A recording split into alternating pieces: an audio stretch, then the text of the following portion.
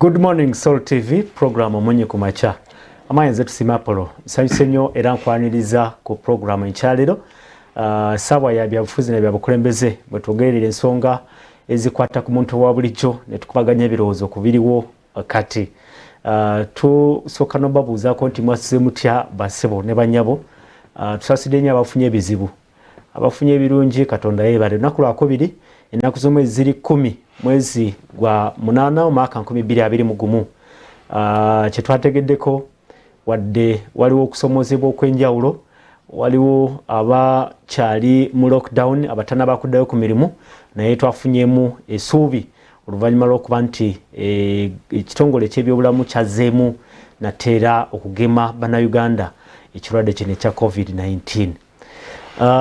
Entegeka eno oba entegeka zino zabadde zakutandika lunaku lwaggulo oluvannyuma lw'okuba nti twafuna eddagala doses bajja kuba nga batutegeeza bulungi n'ekyemanyiiko nti ziri doses emitwalo nga 58 okuva mu bitongole by'enjawulo, ate nga ddagala obuulyawo nalyo lyanjawulo. Twafunyemu eddagala ery'ekika ekipya kye tutakozesanga wano. Ebyo byonna twandagadde tutegeere entegeka egenda kutambula etya, baani abagenda okugemebwa ku mulundi guno, ate okugema kulimu bifo ki, tulabike nga entegeka zino tuzenyigiramu mu mbeera eyo. Mu ntegeka eyo tukyazeza supervisor owa medical services oba muyite alondoola ebyobujjanjabi mu Kampala Capital City Authority ye Dr. Oundo Christopher yalinange mu studios. Nsaba obuuze ku balaba Soul TV ate tandike program. Abalabi baffe mbalamusa nnyo ne bakulembeze ba Soul TV mwebale okumpa akadde okutuulako nammwe wano tuwayemu ebikwatagana ku kugema kwa COVID-19. Okay. Kampala Capital City Authority kyekitongole ekitwala ekibuga Kampala. Bwana Oundo Christopher ndoza tusooke tumanye bawuliriza Kampala zikyali wano wennyini oba mutwalira ddala ne Wakiso ne Mukono kemupya okutwaliza wamu? Webale nnyo Apollo. Kampala district kulwayo nga district odo fwe capital city y'eggwanga lyaffe Uganda. Bwokimanyi bwotunulira Kampala wekoma ye Wakiso wetandikira, then tulina Mukono ludda luli n'Empigi ku ludda luli. Kati bwotwala Kampala metropolitan area obutwalira mu Kampala, Wakiso ne Mukono. Okay.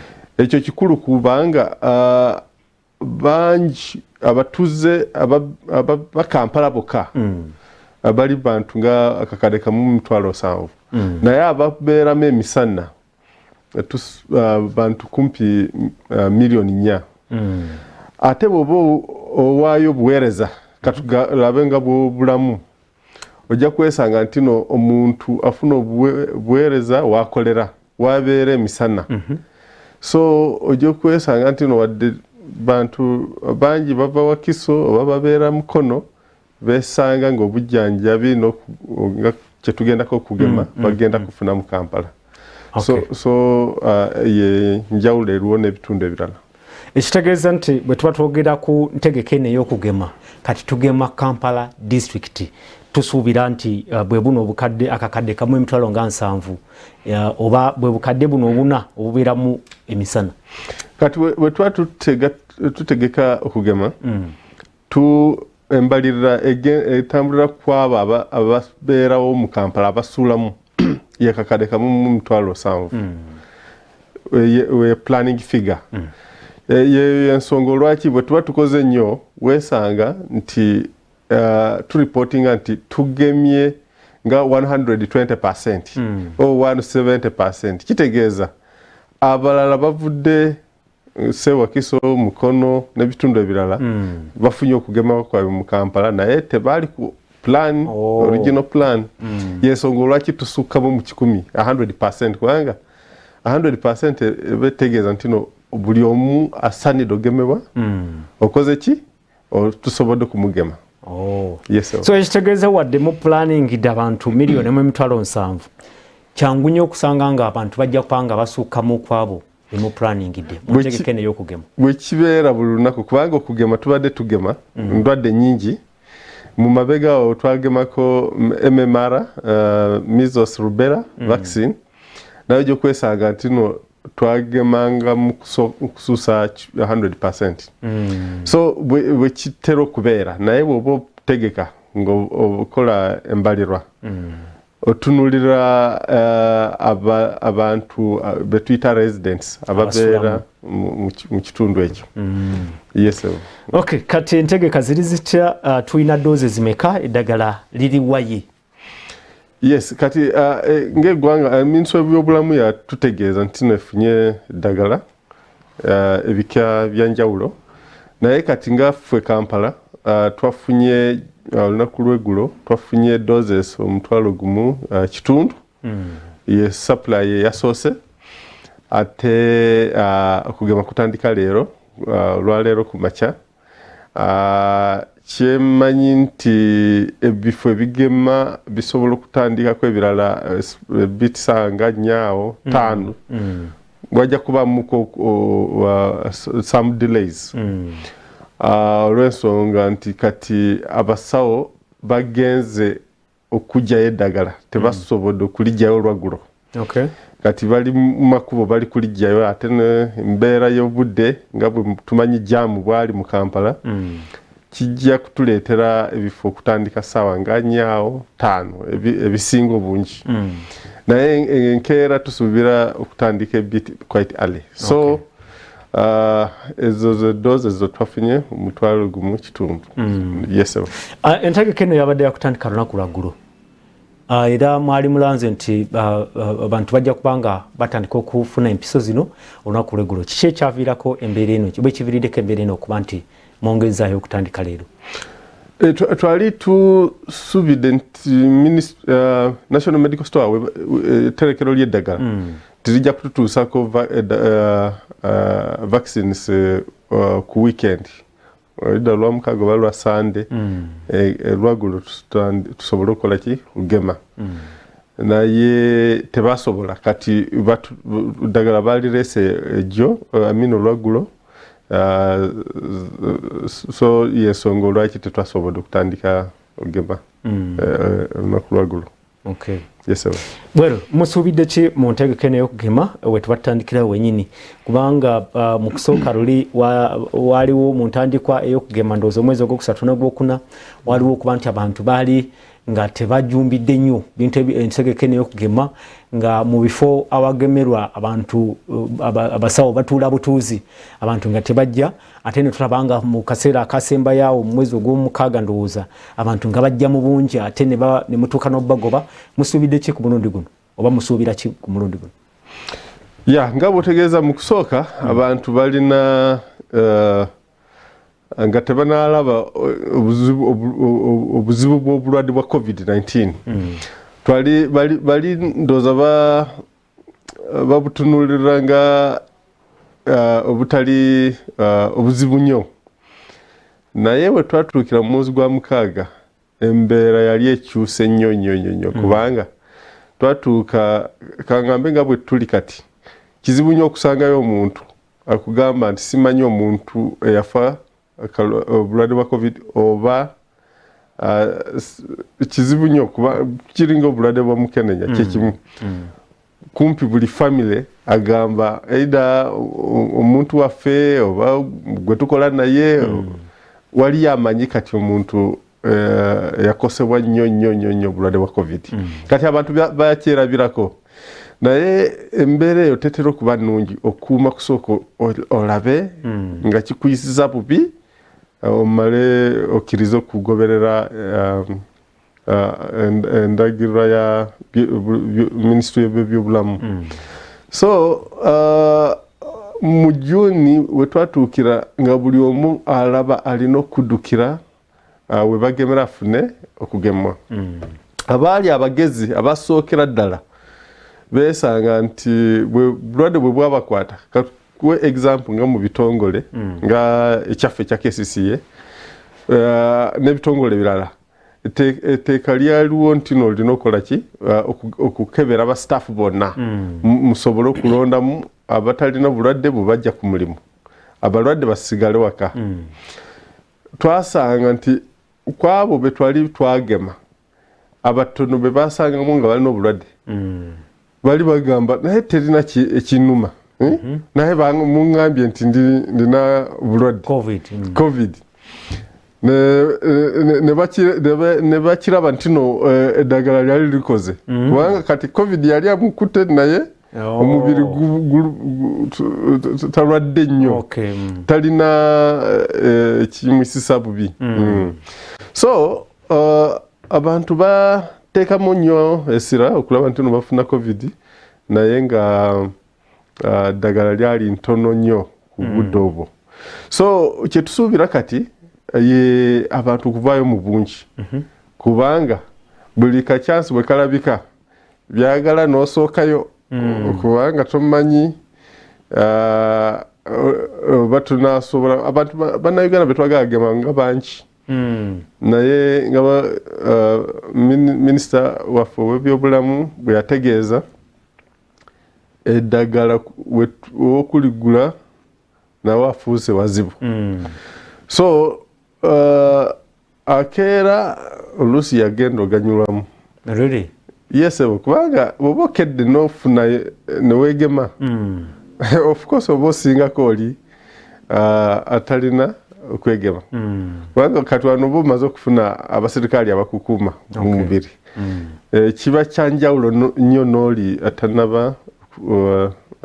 atalina kyonna kimukuuma mu mubiri yes kale Soul TV kwetuli mwenafe atulaba programu omunyi ku makya egenda maaso tuli mu ssaawa ebyobufuzi n'ebyobukulembeze kati kutegeeze nti mu programu muno ku mulundi guno ekitale kya bulijjo tujja kubanga tugezaako okufuna okubawa omukisa oguteesa oba ogw'okubuuza ekibuuzo kyo kubeera ensonga oba oliawo yenkulu nnyo buli munnayuganda alina waali olwaleero kyetumanyi kyekyokubeera nti bwobanga teweegemye oba tebakugemye covid-19 wandibanga oba oliawo oli mu bulabe wetulowoozeza nti mu programu wano tujja kubawa enamba y'essimu era mujja kuba mugiraba ku screen okwo mulabike nga mutukubirako mu maaso awo ate tusobole okuba nga tufuna ebibuuzo byammwe obuuze kyonna kiwandyagadde okubuuza ekikwatagana n'okugema covid-19 ebibuuzo tumanyi nti bingi nnyo ebyaviirako ndowooza ku ntandikwa abantu okutya okugenda obagema ate ku ssaawa esembayo ne bavaayo mu bungi ate ng'eddagala oba oliawo terikyaliwo so bwebanga olina ekibuuzo kyonna kitegeeke bulungi bwe tunaba nga tuguddewo amasimu akaseera ko nga katuuse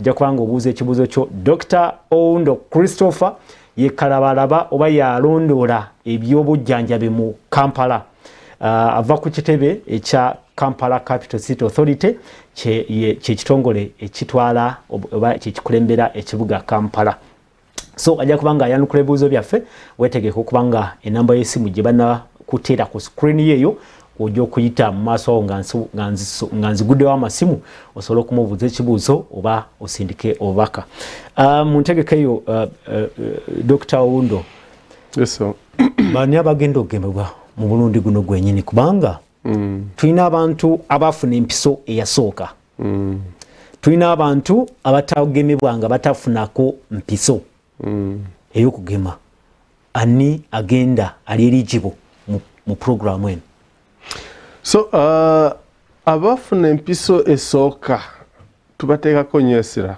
kubanga tetwagala basuse weeks 12 nga tebanafuna eyokubiri tetwagala kwonoona yasooka so abo tubateekako ssira nnyo ate tubakubiriza bw'oba gy'oli nga wafuna esooka teekamu obuvunanyizibwa ogende we bagemera ofune eyokubiri then abo abakulu abasuuka mu myaka 5 nabo tubateekako nnyo essira baveeyo wadde ogenda kufuna esooka ojje ogifune tubateekako nnyo essira musobole kubanga tulabye mu bulwadde bwa covid nti abo bazeeyi baffe bakosebwa nnyo bayisibwa nnyo obubi of course ku mulundi guno twalabye naye bangi abali wansi w'emyaka 5 ng'embeera obulwadde bubayisa bubi naye twagala nabali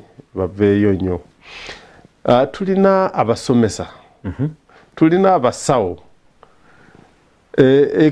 abantu abali mu kategori ezo twetaaga baveeyo mu bwangu kubanga buli omu kyatunulidde kati amasomero gaddamu ddi. Ate kijja kuba kyangu nnyo bwe tuwaayo ripoota eraga nti no abasomesa abasinga bagemebwa. Nakyo kijja kuwa essuubi ne assurance eri mukulembeze w'eggwanga oluusi asobola okutta amasomero gaddemu. So kikulu nnyo abasomesa baveeyo. Naye omuntu omulala bw'aba awulidde nti alina okutuukirira agemebwe, abasawo tebajja mugoba. Yesebo wadde tagwa mu kategori zino ennya oba groups zino ennya ne babanga ze bajja mugema. Tebagenda mugoba. So eno program etunulidde nnyo abaafuna empiso yasooka ye first dose. Exactly. Etunulidde nnyo ab'emyaka egiri mu 5 n'okudda waggulu. Then kwe kuli n'abasomesa n'abasawo abataafuna abatagemebwanga. Okay. Then omuntu eyafuna empiso yasooka mukozesa ddagala ki kuba tukimanyi nti eddagala kati lya mirundi 2 lye mwafunye ku mulundi guno? Mukikoze muti ekyo kyo? Nga bwe twogera kati lye tulina lye twafunye ewaffe mu KCCA ye AstraZeneca liriruwo kati. So lye kika kimu kye twawa mabega abasooka abafuna lisooka. So teri kizibu kyonna bagenda kugenda mu maaso babawe AstraZeneca.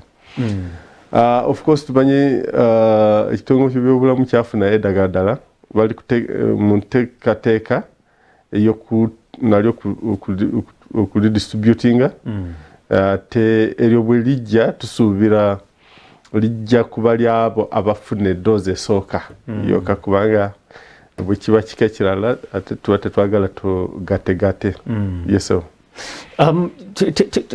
tewajja kuba stampede olw'okuba nti tulina abantu ndowooza basoba 900 abafuna empisa eyasooka nga tebanakufuna yakubiri. Bombanga kati mukunga abo nti banguwe ate nga n'abapya nabo mubakkiriza nti bajje, tewajja kubaawo stampede mu mbeera eyo? Kati abantu 900 bali mu nsi yonna mu ggwanga lyonna.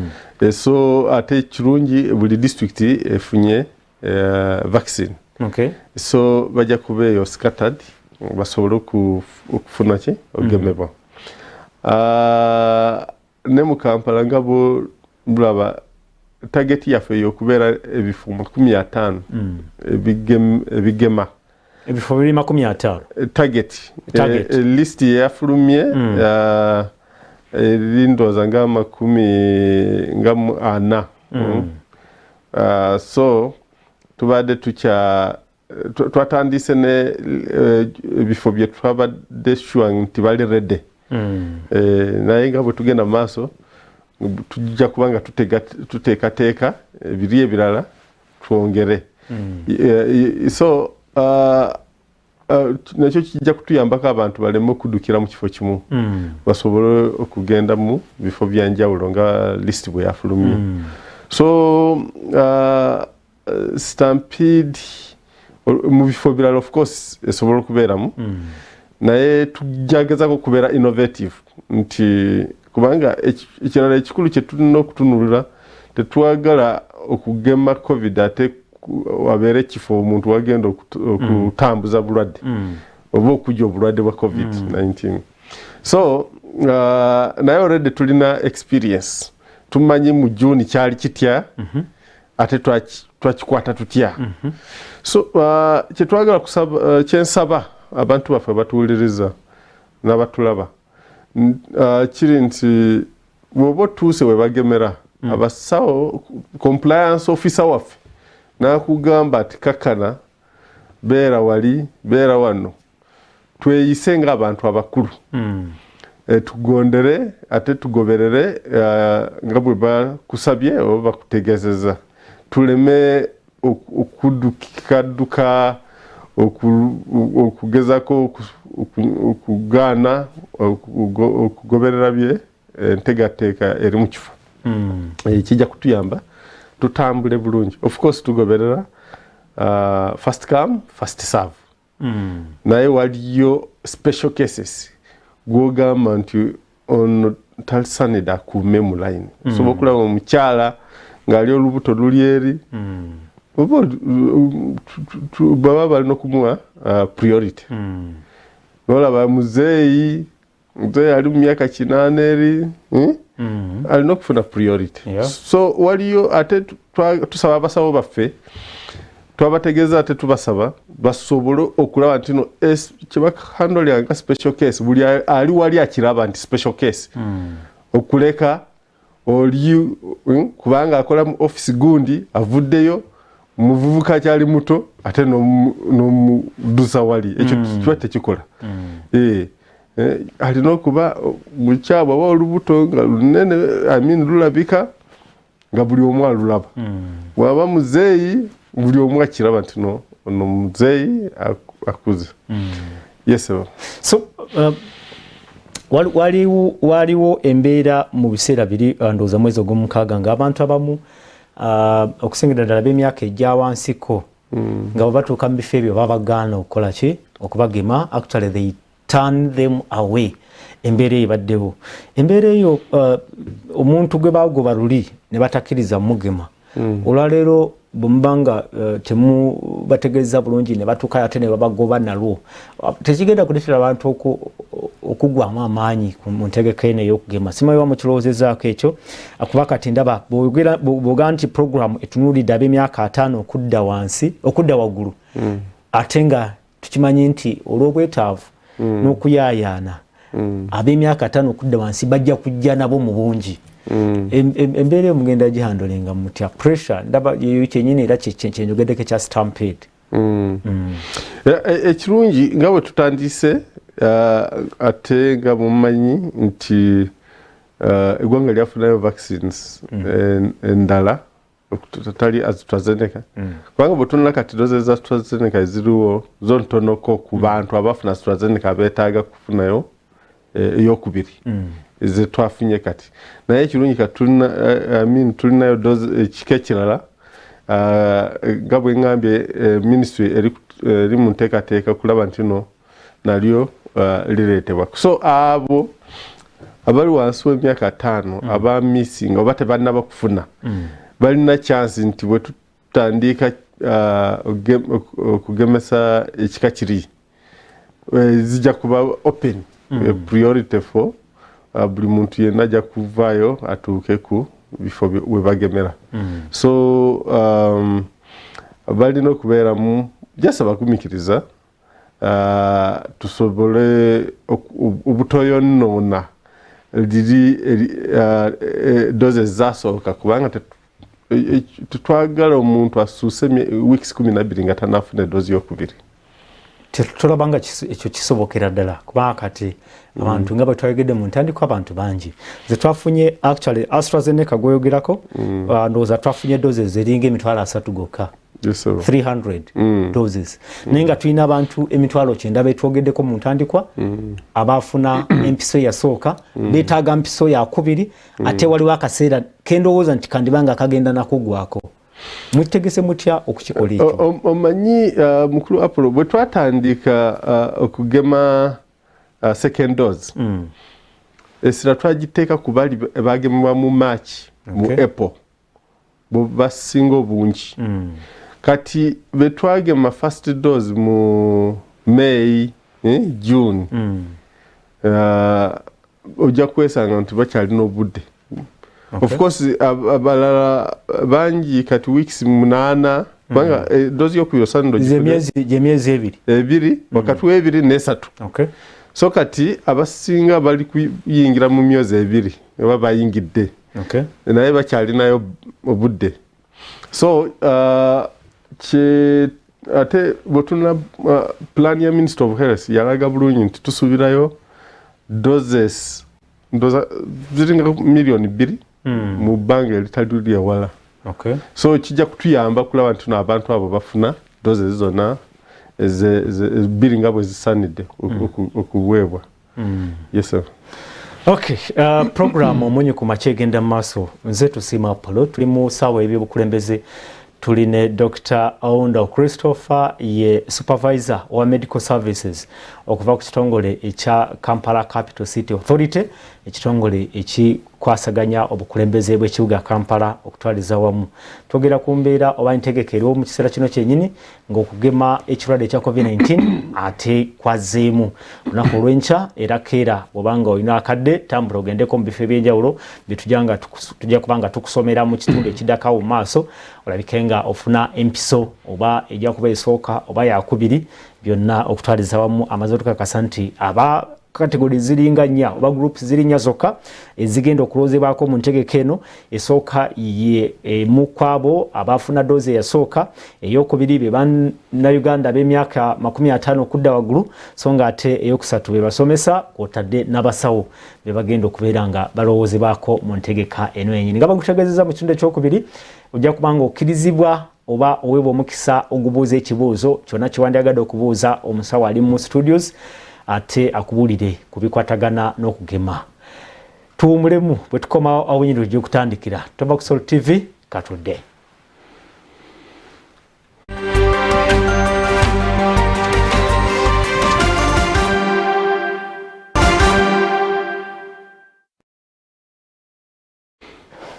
Butereevu oli ku Sol TV program omonye ku makya egenda mu maaso nze tusima Apollo tuline Dr. Aunda Christopher ye supervisor owa medical services ku Kampala Capital City Authority tuwogera ku ntegeka ezigenda mu maaso zitandise olunaku olwaleero ez'okugema bannayuganda ekirwadde ekya COVID-19 oba okugema okwetangira ekirwadde ekya COVID-19 nga doses ziriwo kati ategeezezza nti kulwa ekibuga Kampala ziri doses omutwalo gumu n'ekitundu mpozi ate bannayuganda abasuubirwa mu Kampala bali miliyoni emu emitwalo nga 7. Dr. ekyo mukikola mutyawo abantu nga bangi ate doses nga ntono?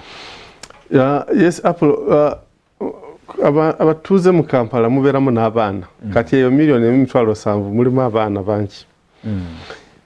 Ate tutunulidde okugema abantu abali waggulu w'emyaka 18 tugenda mu maaso so namba ekyuka tebeera waggulu nnyo bwetyo nga bwekimanyi below 18 years balinga ebitundu 5 ku buli 100 bo basinga obungi. So abantu betusanidde okugema mu Kampala nga abatuuze mu Kampala bali wansi w'emitwalo nga 8 awo. Naye nga bwe tumanyi nti tulina abakolera mu Kampala nabo bangi bava obweru abava mu Wakiso ne Mukono. Y'ensonga lwaki bwe tufuna vaccine tubeera n'ekika ky'abantu owa kategore y'abantu betuteeka kwesera okulaba nti no basaanidde okufuna okugemebwa. Naye mu maaso eyo tusuubira ate twategesebwa nti ng'eggwanga tujja kuba okusobola okufunayo doses tugeme nga mu ggwanga lyonna abantu nga miliyoni 22. Kati obudde obwo bwe butuuka ojja kulaba nti no buli asaanidde ogemebwa mu Kampala ajja kuba akoze ki agemeddwa. Yes. Okay, bali ku Sol TV waliwo abatulaba nga bayita ku live feed ku Facebook ne ku mikutu emirala okuli ne Salt Media app. Tubasanyukidde nnyo naye ebibuuzo ndowooza abasinga gye mugenda okubiisa nga bwe ndabye mwami Osborne Muwaswa ali mu bitundu eby'Emuyenga Bukasa aliko ekibuuzo kyabuuziza nti mu kitundu kino ekya Kampala bitundu ki awagenda okubeera ebifo abagenda okubanga abantu bagenda okufuna okugemwa okw'ekikabo ekityo. Osborne ndowooza nja kuddamu mpolampola wano ebitundu bye bino ndowooza omukulu ajja kubanga ntereeza bwe mbanga nina kyensobezzaamu erudda Nakawa division mu kibuga Kampala ebitundu ndabako Bukoto Health Center 3 eyo nayo bajja kubanga Bukoto Health Center 3 yes ndabako Naguru Hospital ndabako Naguru Police Health Center 2 ndabanga Chambogo University Medical Center Mbuya Military Health Center Butabika Hospital, Luzira Prisons Health Center 4 Staff Clinic awamu ne Kiswa Health Center 3. Ebifondo zambu oba obirina ebirala osobola obituwamu kawo oba ng'obirina. Then yes kati nga omwami yabuza aba Makindye Muyenga side kati Muyenga ekifo kiri kumpi nnyo awo ye Kisugu Health Center 3 wa KCCA naye tulina ebifo ebirala mu Makindye division tulina Kibuli hospital tulina St Francis Sambia Hospital tulina Kirudu National Referral Hospital ne tubeera ne Hope Clinic Lukuli tulina Wens Medical Center manyi ku list yo sobola kubanga taliko twajongezako ne tuongezako ne Sambia Police Barracks Health Center ne Military Police Makindye Military Police Health Center yes so tuongezako ebifo ebirala bisatu tulabe nti abantu be Makindye basobola okutuukiza ye update nga bwe nkutegeeza the original target yaffe mu round yeno ye ebifo 50 kati bwe tutegeka ebirala nga tubiteekako ndowooza obanga tekikuyisa bubi babulire ne mu bitundu ebirala ekibanga kisoboka ebisigadde bino byennyini Central Division kyekitundu ekyomumakati oba masekati g'ekibuga Kisenyi Health Center 4 nakyo kyekifo kyekimu ku ebyo ogende ku City Hall Clinic awo nawo ojja kubanga basobola okugema Kamwokya Community Caring Center okuli ne Old Kampala Hospital kwe kuli ne Makerere University Hospital Central Division mpoza ate Lubaga Division osobola okugenda Mengo Hospital nawo ojja kubanga osobola okugemebwa okuva eyo Lubaga Hospital weri Kawala Health Center 4 kwe kuli Kitebe Health Center 3 Namungona Orthodox Joy Medical Center awamu ne Natete Arch nayo ojja kubanga basobola okugema then Kawempe genda ku Komambogo Health Center 3 genda Kisasi Church of Uganda Health Center genda Chadondo Medical Center oba genda St Stephen Hospital Mpererwe genda Kawempe Hospital oba genda Mulago National Referral Hospital ze division etano ezikola ekibuga Kampala gye bajja kubanga basobola okugema okutandika olunaku olwaleero Dr. Ndoza boba olina kyoyongereza ku ekyo kyennyini ku bifo kyogereko then tugende mu maaso yes so ku bifo nga bw'obitunuulira byonna bya malwaliro mu Kampala agasinga ga government naye amalala ge tuyita PNFP private not for profit hospitals abantu baffe bana Kampala tukusaba bino byefo byosanira ogendamu kyotasanira okukola y'okuwulira nti ate waliyo abasazewo okujja kutugemera wano mulundi guno ekyo tekijja kubaawo ate tetwagala mubeere mu bifo ebitali gazetted okufuna okugemebwa so bino bye bifo byetusaba abana Kampala bakole ki bagende bafune okugemebwa luli Kololo Independence Grounds ku kisaawe Kololo kyali kimu ku bifo awali entegeka eno we yali etambulizibwa mu mbeera eyo olwaleero Kololo talimu abantu bandibanga bajja kuddukira Kololo ate obuulyawo nakyo kibakakase nti Kololo talimu mu bifo actually omulundi ogwo twakola ze tuyita outreaches bw'oba tunula bulungi ebifo bye twagemeramu twali mu masomero twali ne ku division offices ne tubeera Kololo twali outreaches olwaki twakikola bwe tutyo lumu kimu kyali nti twali mu mugalo ekyokubiri twali ne target kubanga abatuwedde vaccines baali batunulira okukosesebwa obungi ki bwa covid vaccine vaccine gye twakozesa kuli batuwadde ne basalawo ntino kati Uganda ekoze bulungi nnyo katubongere obungi obwokufuna bwali butunulibwa obungi percentage of vaccine that you have used so yensonga lwaki ne Kololo bateekawo ebifo kubanga Kololo wokka bateekawo ebifo bigemebwa nga 20 okulaba nti no abantu batukubeko mu bwangu ate ne performance yaffe eterere naye mu maaso tusuubira nti tusobola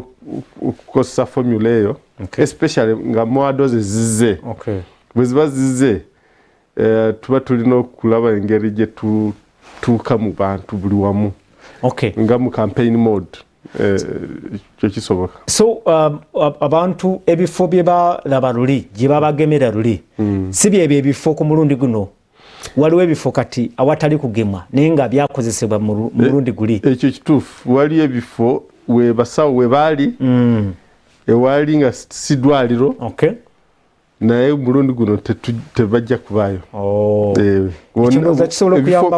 ebifo byonna byolaba kuliso malwaliro ekyo bwekinyonyola ndooza kisobola okuyambako abamu abafere oba oliawo kuba twakiraba luli waliwo abantu abamu abafeera bannayuganda ndowooza bawera 8 ne babalimba nti babagemye so ndowooza oli yandyagala kukozesa omukisa ogwo agenda atwala akameeza ke atuule mu kifo kiri kyennyini abantu mwe baba bagemera luli ate nga tekiri gazetted mu ntegeka eno yennyini bwe basangayo omuntu yenna aligemera mu kifo ekitali ddwaliro balina okutukubira amasimu ekitali ddwaliro mulundi guno mu Kampala balina okukuba amasimu tusobole okulondoola omuntu oyo kikaki kubanga abafere tulina ofena okukola wamu tusobole obakwata kati tutegeeze bannayuganda nti byetwogerako kati bya Kampala mu bitundu ebirala nayo wali okugema sebo mu ggwanga lyonna wali okugema district zonna minisitule by'obulamu ebaweereza vaccines ennaku zennyini ze batandikirako sirishuwa naye esuubira wiiki eno yennyini so bw'oba toli mu Kampala kyewandikozeyo okukwatagana ne abakulembeze mu district gy'oli okumanya bagemerawa ne lunaku ki oluusi nabo batandise leero sirishuwa oba abalala batandise jjo kubanga bwe bawaayo vaccines oluusi tebatandikira mu Kampala so wegendereze tuukira abakulembeze gy'obeera bajja kutegeeza ebifo bye bagemeramu ndowooza ekyo kyekijja okuyambako ndowooza mukulu Apollo kikulu abatali mu Kampala baleme okulowooza nti no balina okujja mu Kampala kyembadde ngenda okutegeeza nti wandibaawo abantu abali Wakiso abali Empigi olw'okuba balabye nga twogedde ku Kampala nti okugema kugenda mu maaso ate asalewo agambe nti kangende Kampala bangeme naye okirambise bulungi nti ne mu bitundu ebirala bandibanga okugema kugenda mu maaso n'okubanga kugenda mu maaso mu mbeera eyo ndowooza tugenda kwogera ku tulabe ku bubaka obuli ku batulaba ku mukutu musindika obubaka ku mukutu ogwa Facebook balaba ku Facebook live ntegezeddwako nti esimu zaffe zandibanga zifunyemu obuzibuzibu twandibanga tetujja kubanga tufuna omukisa ogwo ogufuna amasimu agakubibwa direct okujja mu studios naye kozesa Facebook gendayo tekayo ekibuuzo kyobanga olina kyobuuza kyonna ku nsonga eno ey'okugemebwa okusingira ddala mu kibuga Kampala ate oba oliawo ne ku kyewemulugunya kyonna ku ddagala oba ku ntegeka yonna eyali ebaddewo ey'okugema COVID-19 sobola okiteekayo baba nga asobola okukibuuza ate nalabika nga akibuuza mu mbeera eyo the date ennaku z'omwezi ezo ze bajja kuzapudetinga ndabako Wakiso anti kuwadde yes Wakiso district ennaku z'omwezi ziri 29 ennaku no zabakyuziza bazikyusiza ebifo bye bimwe. So Ebusiro East ndabako Wakiso Health Center 4, Wakiso EPI 3 ebeera ki EPI 3 it's supposed to be Health Center 3. Okay. Ndabako Nsanji Health Center 3, Mende Health Center 3, Bulongo Health Center 3 ne Bira Health Center 3. Then Chira Municipality ndabako Chira Health Center 4, Lifelink Hospital Boyogerere Health Center 3. Then Chadondo East genda Kasanga Health Center 4, Sadina Hospital oba Watuba Health Center 3. Chadondo North Nansana Municipality genda Buambo Health Center 4, genda Community Health Plan Hospital oba Nabweru Health Center 3. Entebbe Municipality ukigema kuli ku Entebbe Regional Referral Hospital ne Uganda Virus Research Institute. Kwotadde ne Busiro North Namayumba Health Center 4, Namayumba EPI 3, then ne Kachiri Health Center 3, kwotadde ne Kiziba Health Center 3. Busiro South genda Kajansi Health Center 4, genda Kisubi Hospital, genda Nakauka Health Center 3 ne Kasanje Health Center 3. Those are before awali okugema obolyawo naku olwenyini olwaleero obabuuza kwa kulembeze mu kitundu kyo awo ewakiso basobole obolyawo okulungamya ekituufu ekigenda maaso ku ntegekeeyo ey'okugema. Tuli ku Solo TV amanyanze tusima Apollo, tuli ne Dr. Owundo Christopher, supervisor wa medical services okuva mu kitongole ekya Kampala Capital City Authority. Twogera ku ntegekeeyo ey'okugema. Dr. Owundo ndoza twogere ku vaccines. Bingi badde byogerwa ku vaccines, abamu bakyalinamu enkenyera balowooza nti obolewo vaccines teziri safe. Ndowooza kyogereko then tugende mu maaso gwe ng'omusawo obaolyawo wandibanga olina obubaka obw'enjawulo oba osobola okwogera ku ekyo. Mukulu Apollo webale nnyo. John mukamange mukulu mukamange director wa public health Dr. Kelo yategezesa eggwanga nti budde butuuka ng'olina okukola what we call you taking a hard decision. Nategeeza nti kati embeera gye tulimu, one of the hard decision a person needs to take bw'oba obuusabuusa y'okugamba kamale kafune vaccine eno. Kubanga bw'obeera awo ng'olina ebibuuzo bingi obiwulidde ku bantu abatali batongole okukulembera mu byobulamu, obiwulidde eyo mu bantu abalala nekibanga kikutabula omutwe ng'olina okusalawo ng'omuntu, si kyekyo? So bw'oba osalawo ekibuuzo kibeera ogoberera bali abatongole bennyini abakulembera byobulamu oba ogoberera social media n'abantu abalala oluusi n'abatali n'abasawo okolawo ki? So kati decision webefuuse enzibu, mukulu wange gyo yategeeza gwanga nti kati decision gy'anditutte yeyo enzibu y'okusalawo nti ngende bangeme kangende n'ekyabakugu nekyabakugu kangende n'ekyabakugu kubanga teri engeri yonna. World Health Organization, Ministry of Health Uganda gye basobola okulaba nti no vaccine erina obukyamu naye kati tujwe abantu kati tuba tufuniramu wa fwe nga abakulembeze mu byobulamu fwe basookanga wali kubanga science yonna yeetagizibwa okulaga nti no very safe yaluwo.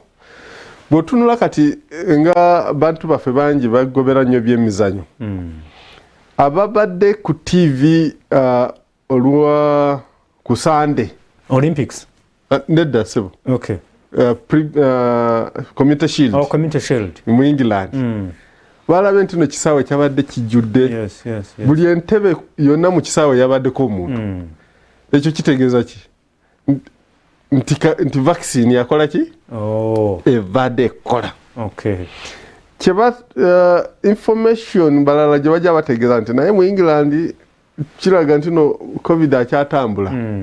wadde akyatambula wadde abalwadde bakebera abantu manyi kati bali kebera bwoba ogenda mu bifo oyagala genda mu bifo ebyemizanyo balina okukebera olina okuba nga wagemebwa bwe bakukebera ne bakusanga nti olina obulwadde togendayo naye ekikulu kyandibadde nti wadde obukyatambula bameka bali kufa kyekikulu naye olwakadde ndowooza tusome obubaka bw'abatulaba kuba balina ebibuuzo byebabuuza Robin Nalukwago ayise ku Facebook abuuza nti appointment yange yankya nsobola okugenda leero okufuna jaabu ey'okubiri mudde musabo appointment bwebeera yankya kiba kikulu ogoberere appointment naye bwe wabeerawo nsonga eri valid nnyo lwenkya tekisobose then of course bwogenda leero bajja kutunula nsonga yejja kusalawo oba bakugema oba nedda so advice gyenkuwa nti bw'oba tolina ensonga endala yonna ekulemesa okufuna okulinda appointment then tosanidde okugenda wali ate bakuteeke ku bibuuzo kikulu okugoberera appointment omulala Esther Nabaju agamba how about people going abroad doctor all countries are now asking for 2 jabs to travel to their destinations and how does someone ensure that they are entered in the online system because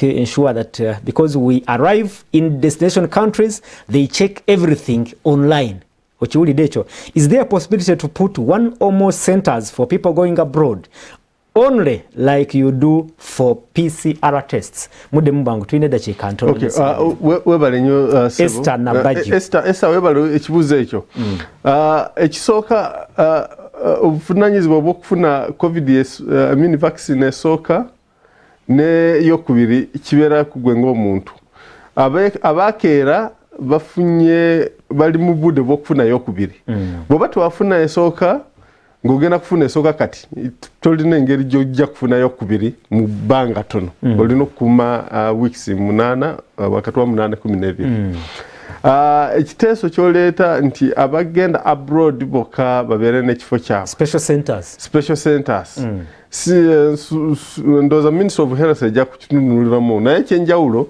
ne testing nti ziri private service bw'oba ogenda abroad bw'oba ogenda for testing is a special service ate mugisasulira naye kati bwe tuli covid vaccine ekyali yabwerere naye nsuubira Ministry of Health erina okuba nga ekitunulira erabe nti no abagala special centers ate ensonga ya online system tulina dakiika emu yokka online system buli agemebwa yenna ayingizibwa mu system ate tugezako okutegeeza abantu bw'oba osobola okubeera sure nti wagemebwa first dose oli mu system kyandibadde kirungi n'oddayo wali we bakugemera kubanga baligema bacekinge bweba system tolimu basobole okuyingiza naye bw'ogenda wapya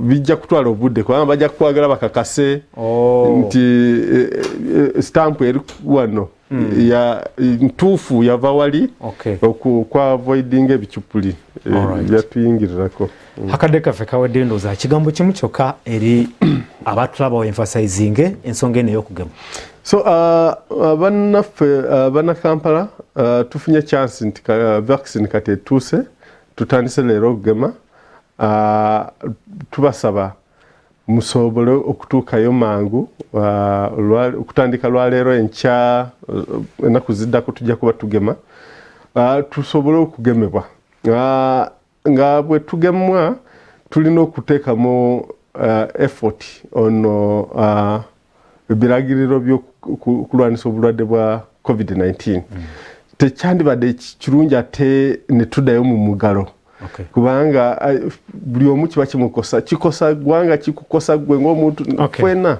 mwebale nnyo mwebale kumpuliriza kale Alex TV kogenda okusigala ababadde nga mukyasindika obubaka mugende maaso mu busindike tujja kubanga ebibuuzo ebyo tubiwaayo eri Dr. Oundo Christopher asobola obyanukula mu mbeera eyennyini kojja okusigala nze ekigambo ekyange kiri nti ogema wadde kugenda mu maaso naye jjukira nti oteekwa kuba mulamu ate okufuna empisa eyo wefukuume yambala mask sanitizinga kola ebyo byonna ebyetaagisa osigale ng'oli mulamu kusibulidde wano Mmanyi ZTC Apollo musibe bulungi mweraba